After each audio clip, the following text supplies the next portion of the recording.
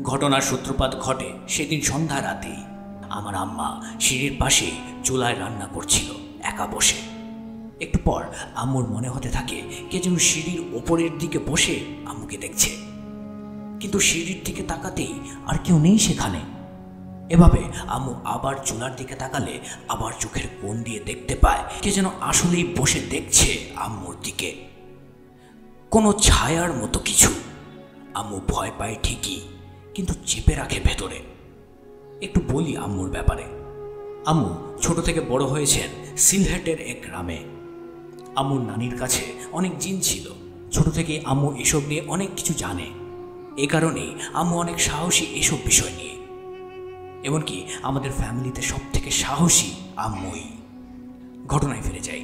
আম্মু আমার বড় বোন অর্থাৎ নীলা আপুকে ডাক দেয়।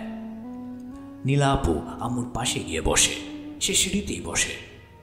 আম্মু আমার বোনের সাথে কথা বলার জন্য তার দিকে তাকাতেই স্পষ্ট দেখতে পায় কালো একটা ছায়া সরে গেল আধারের দিকে। রান্না করার জায়গায় কোনো লাইট লাগানো ছিল না। আগুনের আলোতে যতটুকু আলো ছিল ততটুকুতেই আম্মু বুঝতে পারে বিষয়টা। আম্মু দ্রুত রান্না শেষ করে আমার বোনকে সাথে নিয়ে ঘরে চলে আসে। এরপর আমাদের ঘটনাটা বলে। আমরাও ভয় পেয়ে যাই।